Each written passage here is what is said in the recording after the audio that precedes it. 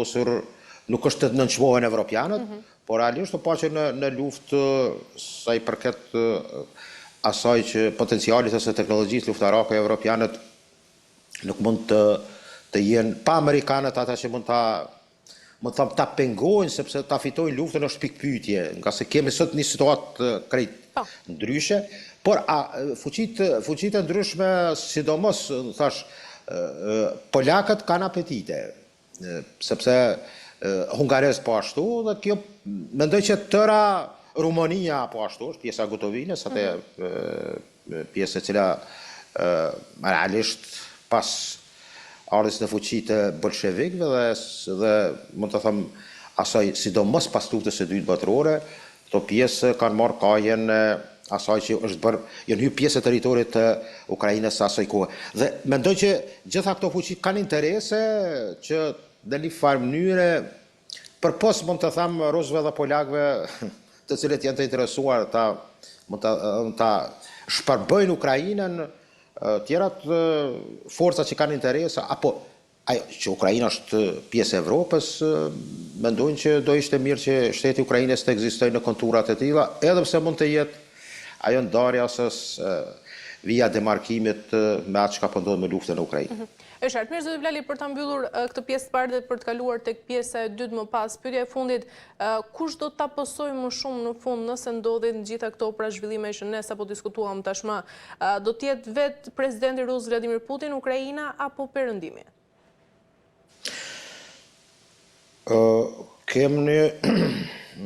Mund të them, lufta do me sjellë secili sa do të qoftë ajo një superfuqi apo potenciali ushtarak. Por mendoj që të jem shumë konciz në aspektin aty në resurseve, asaj pjese ku në Ukrainë, sidomos zemra Donbasi që përmban Donetskun dhe Luhanskin, do ishte një fitore, mund të them, strategjike dhe gjeoekonomike, për shkak të burimeve të resurseve, por në aspektin, mund të them, të pozicionimit gjeopolitik apo strategjik shumë me interes për Rusinë. Kush do humb luftën, mendoj që konditat janë të qarta. A do kemi një garancione të sigurisë së Ukrainës dhe Evropës që hynë, mendoj që në paket, për shkak të rrezikut pas 4-5 vite apo në decenit të ardhshme, që ata që mendojnë që mund të krijohet vije, mund të them, sikur mes dy Koreve, gabojnë sepse potencialisht mund të kemi konflikte edhe pas 2-3 apo 5 viteve. Dhe për këtë është rëndësishme koncepti i sigurisë, jo vetëm të Ukrainës, por edhe gjithë Evropës. A do jetë, mendoj që ekonomikisht dhe në aspektin e shitblerjes, të shitjes asaj që kanë në dispozicion Amerikanët, mendoj që ekonomikisht fitues janë Amerikanët. Strategjikisht janë rusët, mendoj që evropianët janë humbësit më të mëdhenj, për shumë arsye. Një ndër to është që ekonomia tyre dhe financimi, mos flas edhe për marrjen e refugjatëve ukrainas, do thotë potencialisht evropianët mund të them që kanë pa dame nga kjo luftë, sepse dihet që barra më e madhe për financim ka qenë nga natyra dhe ekonomia atyre dhe sidomos ajo që ka të bëjë sot në politikën globale, sa i përket tregjeve, evropianët nuk janë në frikë edhe nga invazioni kinez, por edhe nga presioni, mund të them kështu i butë i amerikanëve për të financuar luftën, por edhe për të krijuar varësi nga gazi amerikan. Mirë, zoti Vlali, kalojmë në lidhjen e mesme, ndjekim inserin më pas rikthehemi. Presidenti i Shtetit të Bashkuar të Amerikës Donald Trump ka lënë të kuptohet se një marrëveshje e mundshme për rripin e Gazës është në horizont, e cila do të përfshijë lirimin e të gjitha pengjeve të mbajtura nga Hamasi. Duke u drejtuar gazetarëve pas një udhëtimi në New York, Trump tha se janë duke bërë përpjekje intensive për arritjen e një zgjedhje të favorshme, po punojmë për një marrëveshje që mund të sjellë përparim të madh. Shumë shpejt do të dëgjoni më shumë, deklaroi ai duke theksuar se synimi kryesor është kthimi i të gjithë pengjeve. Sipas tij, disa prej tyre mund të mos jenë më gjallë, por kthimi i trupave mbetet po ashtu pjesë e marrëveshjes. Përmes një postimi në platformën Truth Social, Trump bëri një paralajmërim të ashpër ndaj Hamasit. Ky është paralajmërimi im i fundit, nuk do të ketë tjetër. Izraeli ka pranuar kushtet e mia tani është rreth e Hamasit. Nga ana tjetër, Hamas njoftoi se ka pranuar disa ide të propozuara nga SBA përmes ndërmjetësve dhe se është i hapur për negociata, që do të çonin në një armë pushim me kusht që lufta të përfundojë plotësisht dhe forcat izraelite të tërhiqen nga territori palestinez. Izraeli thuhet se po e shqyrton seriozisht të propozim, megjithëse ende nuk janë dhënë detajet të mëtejshme. Ndërkaq, në një mendim të rëndësishëm dhe të rrallë kundër qeverisë izraelite gjatë konfliktit të zgjatur në Gaza, Gjykata Supreme e Izraelit ka urdhëruar autoritetet që të përmirësojnë furnizimin me ushqim për të burgosurit palestinez, duke deklaruar se qeveria ka dështuar të sigurojë një nivel minimal ekzistence për ta. Vendimi i shpallur të dielën nga një panel për 3 gjyqtarësh u mor në përgjigje të një peticioni të paraqitur nga Shoqata për të drejtat civile në Izrael dhe organizatat izraelite për të drejtat e njeriut Gisha. Mirë, zoti Bilali, si e shihni këtë paralajmërim të vetë presidentit të SBA-s Donald Trump për Hamasin? A është ky vërtet një hap drejt paqes apo kemi të bëjmë më pas me një luftë më të madhe? Po ndërprerjen e luftës dhe asaj katrahore që po ndodh dashfarose se një populli do ishte, nuk ka pas të keqe, kam drejtë, sa do që mund t'jetë pa drejtë dhe brisht, por edhe pozicionimi i Hamasit dhe asaj popullate në Gaza nuk mund të pritet më tepër që të nxirret në këtë rast nga ndonjë dokument që mund të jetë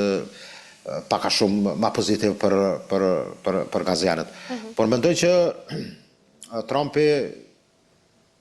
është mirë që është i vetmi lider dhe vetmja fuqi amerikanët që mund të krijojë një armë pushim, meqense kushtet me të cilat Trumpi kuptohet edhe vetë qeveria izraelite në këtë rast do të jenë transmetimi atyre çka ata me siguri s'kan vit kohë, por edhe ndërmjetësuesit ka Katari dhe Egjipti, që do të thotë kanë qenë panachmë, mund të them me muaj të tërë, që edhe sot do thotë vazhdon ky koordinim, dhe ardhen në përfundim të një armë pushimi të përcaktuar nga që do ketë rolin ky që mendoj që është SBA. Por ajo që shifet është që Trumpi kërkon lirimin e gjithë penggjve. Konsiderohet dikun llogaritë që janë 48 pengj, 28 nga ata të vrarë dhe 20 ende gjallë. Dhe komplet kërkohet që për ndaljen e operacioneve izraelite të dorëzohen komplet pengjet, qoftë trupat e tyre apo ata 20 që janë gjallë. Dhe kjo mendoj që në projektin e tillë apo në dokumentin final kuptohet që Hamasi kërkon që forcat izraelite të tërhiqen nga rripi i Gazës plotësisht. Dhe ende nuk dim detajet rreth asaj ku do mbeten, a do kenë kontrollin edhe në pjesën në Rafah që lidh Egjiptin me pjesën e Gazës, apo do jenë edhe brenda qytetit të Gazës, apo në veriun e Gazës. Dhe kjo do jetë ajo problematika që edhe hezitimi i Hamasit ka qenë këtu, dhe si do të precizohet dhe si do kemi pastaj në detaje atë që do arrihet, do shifet me interes pa hyrë në ato veçoritë asaj se çka mund të sjell dokumenti, letra është më rëndësi shpirti i njerëzve. Dhe mendoj që do ishte jashtëzakonisht, mund të them, diçka humane dhe njerëzore që do dalet ajo që po ndodh në Gaza, dhe do të ishte mirëseardhës sidomos për popullatën dhe pjesën civile e cila me të vërtetë ka psuar vujtje që më them rrallë historia, më të them ndoshta 200-300 viteve të fundit nuk mund të mban mend këso represalje, apo mund të them goditje të dashfarosit të një populli. Dhe tëra kjo do ishte hapi parë, për mirë po të kemi një situatë edhe ma ndryshe që do thotë ajo që ka ndodhur në Tel Aviv, në Jerusalem, në veriun e Jerusalemit, ajo akti do thotë i shëmtuar, tregon që dikuj kanë vënë që të hymë në fazën e Cisjordanisë apo Jordanit Perëndimor, për droj që po planifikohet një Gazë e re në këtë pjesë. Dhe e tëra kjo do thotë mund të kem një pauzim, një armë pushim, dhe mund të kem një rifillim të asaj që është ndoshta edhe plan i forcave të errta që kërkojnë një mund të them një finale me çështjen palestineze dhe humbjen e konceptit dy shteteve brenda emrit të njohur Palestinë. Qartë, zoti Blali, se i përket edhe Izraelit, i cili ka pranuar edhe kushtet e Shtetit Bashkuar të Amerikës, a e shem më shumë si një marrëveshje të barabartë apo është më tepër një presion amerikan? Ja, marrëveshje nuk e besoj që mund të jetë e balancuar. Mund të ketë, mund të them, do një pikë, nga se pa arritjen e asaj, pa përqefin izraelitëve dhe pa qenë e favorshme për ta, Bamiral nuk mund të kem ajta që i kështu njanë pushim për të ardhmen që mund të funksionoj. Rëndësishme është që është e vetmja forcë, do thotë sot, që mund ta stopoj Izraelin në lindjet për, e kam fjalën, për arritjen e një pushimi, janë Amerikanë dhe kjo tregon që presionin ndoshta edhe i vendeve të Xhirit apo Egjiptit apo edhe i Turqisë mund të kenë ndikuar. Shef, është e letra ati mjekut palestinez dërguar Erdoganit, ku kërkon, ne nuk kem pritur që të intervenojnë ushtarakisht, po kem pritur që të mos daleni të vdesim urie. Dhe kjo, do thotë, është minimumi i gjithë asaj që palestinezët dhe ajo popullat, mund të thamë, në kushte jashtëzakonisht të mjeruara që jeton sot. Shpirti i tyre nuk është i mjeruar, po mund të them aspektet dhe gjitha rrethonat që janë krijuar nga një ofenzive të tillë për shkatrimin e kësaj popullate, tregon që ata mund të jenë, mund të them, ndoshta më të gëzuarit për të arritur që të kenë një jetë që dhe të kenë gjanat elementare, sidomos bukën e gojës, që realisht mendoj që Amerikanët spaku Trump dëshiron dhe gjithë ajo që ka propozuar për atë rivjerën, mendoj që është e shëmtuar. Meqense këto plane mund të realizohen, nga se është ajo, mund të thëmë oferta tyre për $5.000 për secilin që dëshiron të alshoj gazën, pastaj qiran disa vjeçare të paguar dhe do thotë, për dikon është të rëndësishme që kjo pjesë mund të jetë një resurs i gjakut, mund të thëmë, me gjak i larë, por për interesa, mund të thëmë, që kanë bëjnë ma tepër me atë që fuqit e mëdha dhe në këtë rast interesat e mega kompanive dhe koncerneve të ndryshme të krijojnë kapital, që me të vërtet besoj që do jetë të dështune. Ajo pikë edhe rivjerës. Qartë. Zoti Blali, çfarë ndodh nëse kjo marrëveshje do të dështojë? Cilat do të jenë pasojat më fatale, por a mund kemi ndërkaish edhe një përplasje të re? Mendoj që do kemi. Po thamë ekskluzivisht për kanalin e juaj në nëntor, në mësëlartë në janar, do kemi goditje të fuqishme në Liban nga Izraeli, nga IDF Izraelit. Operacioni është koduar Qekani Zotit. Dhe mund të kemi prap do përgjaj ashtu si në goditje që është bërë Iranit, dhe bazat ato që janë të nëndheshme të forcave të Hezbollahut, sepse kemi një arritjen e një marrëveshje brenda Libanit mes qeverisë libaneze, ushtrisë së shtetit të Libanit me grupin Hezbollah, e cila deri dikun mendoj që ka, sepse është shaj për, se edhe dje ka bombarduar Izraeli, thamë drejtën, edhe ka vrarë disa persona në jugun e Libanit, e pjesa lumit Litan poshtë deri të kufiri Izraelit, paraqit që bastioni më i fuqishëm i Hezbollahut. Por gjitha këto tregojnë që do kemi një vjesht dhe hyrje të dimrit me eskalim jashtëzakonisht të rëndë dhe goditje të rëndë. Dhe kjo tregon që mund të kemi brenda kufive të Palestinës si emër historik, apo Izraelit si shtet në pjesën e saj dhe pjesën e Cisjordanisë, mund të kemi situata jashtëzakonisht të rënda dhe të cilat janë të paparashikueshme. Koncepti i Izraelit shifet që është ekskluziv në pastrimin dhe largimin dhe dëbimin të hap pas hapi marrjes së tokës edhe në Jordanin Perëndimor dhe largimin e kësaj popullate dhe krijimin tamam të Izraelit të pastër. Sot do arrihet kjo, unë besoj që do jetë jashtëzakonisht e rëndësishme që në Gazë të arrihet një pushim për shkak të aspektit humanitar dhe të shpëtimit të jetës së njerëzve. Ndërsa e dyta është a do ndalet Izraeli, unë dyshoj që ai më duket që është vetëm në fazën jashtë atë që bën me palestinezët, është vetëm në fazën fillestare. Nga se apetitet e tyre dhe qeveria Netanyahut kërkon që edhe në Siri, në pjesën ku jetojnë drust, por edhe në Liban të kemi, po ashtu me Jemenin, që rrezikon çdo ditë me disa drona apo disa raketa, të cilat nuk në pjesën e ljatë të jugut të Izraelit. Do kemi situata që jashtëzakonisht do jenë të vështira për të arritur. Linja e afërt nuk arrihet pa balanca të forcës. Nga ana tjetër, a mund t'i besojmë vërtet Hamasit kur thotë se është gati për negociata edhe për armpushim? Thom drejtën, Hamasi ka hyrë në një fazë që nga fillimi ka pas taktik të gabuar. Hamasi kuptohet që në pjesë të madhe të botës perëndimore, në pjesë tjetër shihet si organizatë terroriste,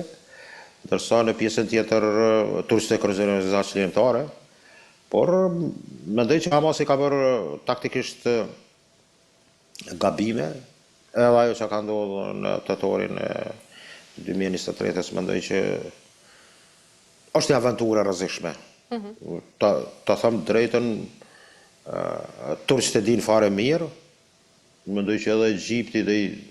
mund të jetë po në këtë pozicion. Opsioni për të arritur që të goditet Izraeli është opsioni më i rrezikshëm, nga se ekziston një potencial dhe është, po du të them, të hitë Samuel Hirsch, i cili ka atë librin jashtëzakonisht opsioni Samson, që shumë njerëz nuk e kuptojnë këtë që është opsioni i asaj që preket susta bërthamore dhe shkatërrohet edhe ata që sulmojnë Izraelin, po shkatërrohet edhe vetë Izraeli. Dhe kjo do thotë është ajo që besoj që edhe turse edhe kushdo e dinë që është vështirë të hyjet në një aventurë të tillë me Izraelin. Aq më tepër kur prapa ka edhe Shebet. Prandaj mendoj që do jetë vetëm një presion i madh, një fuqi shumë e madhe, e cila mund të krijojë një status quo. Jo të krijojë gjendje, mund të them, të një relaksi apo të raporteve arabo-izraelite. Por do jetë një gjendje e cila mirëqenia e njerëzve të arrijë dhe të shpëtohet jeta e njerëzve në Gaza, por edhe Jordani Perëndimor, i cili më duket që është në prag të një reprizë që apo ndodh në Gaza. E qartë. Mirë, zoti Bilali, për ta mbyllur me pyetjen e fundit, a është vërtet ky momenti më kritik pra në lindjen e mesme ku një marrëveshje mund të sjellë ose armpushim pra për paqe, ose mund të sjellë edhe përplasje të reja për një luftë më të madhe, duke qenë edhe duke u ndalur edhe tek paralemrimi yt që bëre sa i përket Bjeshtës? Besoj me një qeveri të tillë izraelite dhe me një kryeministër të tillë, i cili thon drejtën, opinioni brenda Izraelit ka demonstrata jashtëzakonise, reagime të fuqishme, demonstrime të mëdha, pastaj ka një opozit që ata quajnë dill dhe arritjen e dillit me pengjet. A mund të ketë një pushim të qëndrueshëm me këtë qeveri? Është thirr të thuhet, por mendoj që është në interes, mund të them, për shkak të shumë ndryshime, sepse bota ka hyrë në një transformim, ta quaj kështu. Atë që tha dhe që u arrit ajo në Peking. Kemi, do të thotë, ndryshime besoj edhe në lindjet e mesme. Për momentin, adut kryesor i tërë kësaj për të arritur një dill që spaku shpëton jetën e njerëzve dhe pastaj krijohen parakushte për fillimin e iniciative të tillë që do gjasonte me ato marrëveshjet që janë bërë më herët që ka Oslo 1 dhe Oslo 2, por mendoj që pala e fortë në këtë rast Izraeli nuk është interesuar shumë për arritjen e konceptit për 2 shtete, por do kemi, mendoj, një situatë të re, kur nga gjithë ndryshimet në konceptin e multipolarizmit, në polaritetit, multipolaritetit në botën e ardhshme, mund të jetë ndoshta edhe për linjën e mesme një ofertë më pozitive për ata që sot vuajnë. Por mendoj që kjo do jetë kohë që do kushtoj, nuk është aq kohë e shpejt, por e rëndësishme për momentin është që të arrihet një anpushim që të shpëtohen jetët e njerëzve dhe ajo vujtje që jashtëzakonisht është për të ardhur keq për çdo qenie njerëzore dhe këtë mund të them që këtë humanitet të tillë që nga arti, sporti, politika, diplomacia dhe gjitha nivelet dhe shtresat e opinionit e perëndim është për t'i përgëzuar, sepse me siguri kanë dhënë një kontribut dhe kanë hapur, mund të them, tërë atë çka kanë pasur në sinqeritetin dhe në shpirtin e tyre, që mendoj që ndoshta i kanë turpruar edhe arabët. E qartë.